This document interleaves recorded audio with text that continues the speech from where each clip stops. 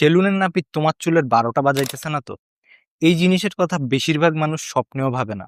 But হয়তোবা তোমার অজান্তেই মাসে ওই একবার হেয়ার কাটের জন্য নিজের চুল ধ্বংস করতেছো। আমি এটাও বলতেছি না নাপিতই তোমার টাক পড়ার একমাত্র কারণ, কিন্তু কিছু নাপিতদের এমন কিছু অভ্যাস আছে যেগুলো চুলকে ড্যামেজ করতে পারে, ব্রেকেজ বাড়াইতে পারে, আর তোমার হেয়ার কোয়ালিটি আস্তে আস্তে খারাপ করে দিতে পারে। তো আজকে আমি এমন 6টা জিনিস বলবো যেগুলো নাপিত তোমার হেয়ার কাটের সময় করতে নিলে তোমার বলা উচিত রুকো যারা সাবার করো। Don't ignore this video. আমাদের দেশের অনেক সেলুনে এই অভ্যাসগুলো দেখা যায়।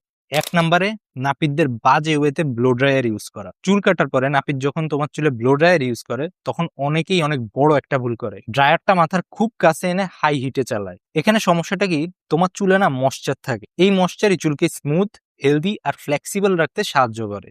যখন বারবারই এরকম হিট লাগে তখন চুলের ভিতরের ময়েশ্চার আস্তে আস্তে কমতে থাকে। রেজাল্টে কি হয়, প্রথমে হয়তোবা কিছু বুঝবা না, মনে হবে যে কিচ্ছুই হইতেছে না, বাট সময়ের সাথে সাথে চুল আস্তে আস্তে ড্রাই হইতে শুরু করে, শাইনও কমে যাবে, ফ্রিজও বাড়বে, চুল আগের মতো স্ট্রংও থাকবে না। একটা উদাহরণ দিই, ধরো গাছের ডাল যখন এটা ভিজে অবস্থায় থাকে বা প্রপার ময়েশ্চার পায় তখন এটা ঝাঁকাইলে কিন্তু এটা পড়বে না, কিন্তু যখন এটা শুকনা হবে, অনেক শুকনা ঢালগুলা দেখো না, ওগুলা কিন্তু গাছ ঝাঁকাইলেই পড়ে যাবে। হিট ড্যামেজ চুলের ক্ষেত্রেও একই জিনিস ঘটে। এই কারণেই অনেক মানুষ ভাবে তাদের হেয়ার ফল হচ্ছে, অথচ বাস্তবে অনেক সময় গোড়া থেকে পড়তেছে না, মাঝখান দিয়েই চুল ভেঙে পড়ে যাইতেছে। তাই ব্লো ড্রায়ার করলেই যে চুল সাথে সাথে ড্যামেজ হয়ে যাবে এমনও না, কিন্তু অনেক কাছ থেকে যখন অনেক বেশি হিট দিয়ে ইউজ করা হয় তখন অবশ্যই এটা ড্যামেজ করে।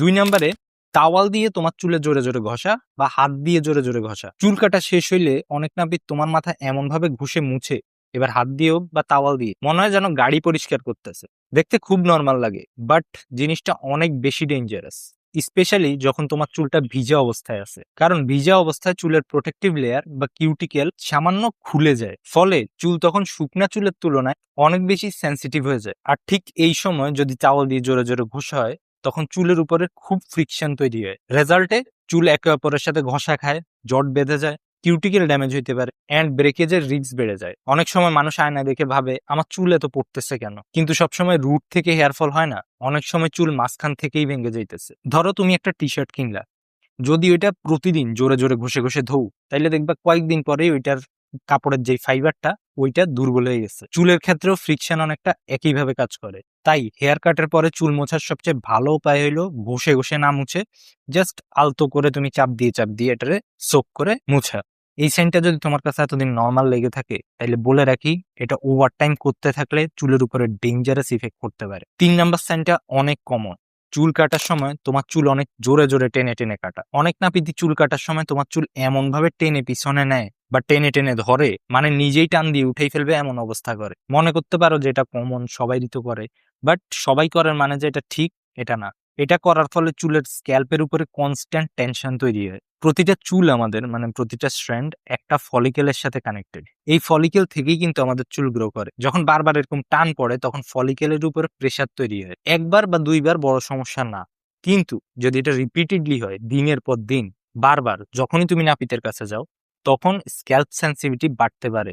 বিশেষ করে যাদের হেয়ার অলরেডি উইক বা থিনিং স্টার্ট হয়েছে তাদের জন্য এই টেনশন আরো রিস্কি হইতে পারে। আর একটা গুরুত্বপূর্ণ বিষয় হলো, এই ড্যামেজ ইনস্ট্যান্টলি বোঝা যায় এমন না, আস্তে আস্তে হেয়ার লাইন যখন পিছাইতে শুরু করে বা সামনের চুলগুলা পাতলা লাগতে শুরু করে তখন বোঝা যায়। তাই চুল কাটার সময় যতটা সম্ভব জেন্টেল ভাবে হ্যান্ডলিং জরুরি, কারণ চুল শুধু কাটার জিনিস না, এটা একটা লিভিং ফলিকেলের পার্ট, যেটাকে আননেসেসারি টেনশন দেওয়া মোটেও উচিত না।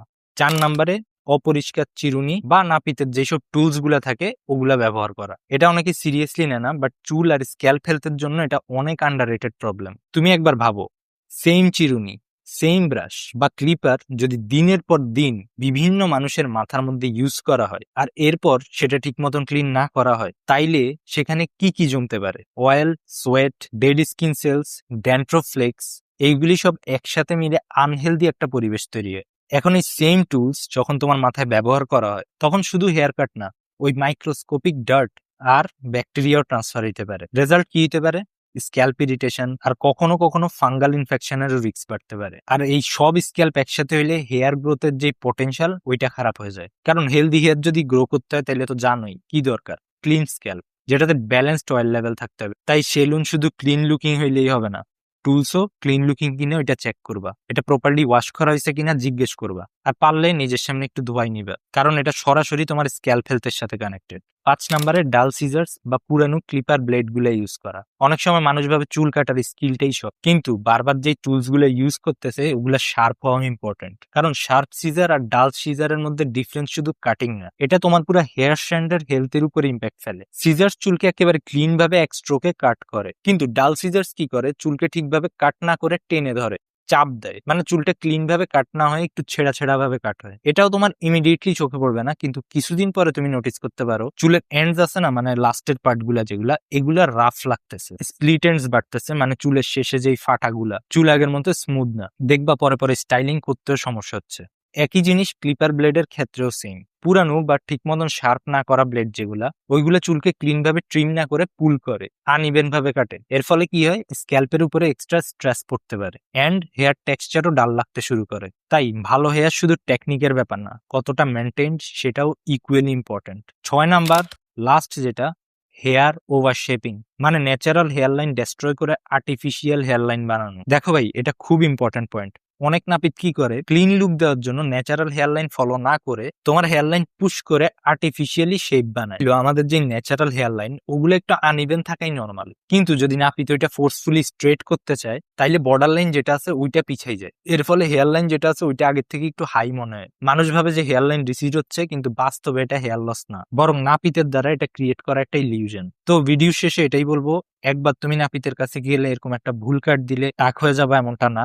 হেয়ার ফলের সবচেয়ে বড় কারণ এখনো genetics, nutrition, hormone, stress and scalp health. কিন্তু যদি তুমি হেয়ার কেয়ার নিয়ে সিরিয়াস হও, তাইলে তোমার নাপিতের এই ছোট ছোট মিস্টেকস গুলো অ্যাভয়েড করা অত্যন্ত ইম্পর্টেন্ট। কারণ হেলদি হেয়ার মূলত তুমি চুলকে কিভাবে ট্রিট করতেছো সেটা থেকেই আসে। তো ভিডিওটা হেল্পফুল মনে হলে শেয়ার করো, যেন আরেকজনও নাপিতের এই ভুলগুলো থেকে বাঁচতে পারে। See you in the next video. Love you, tata.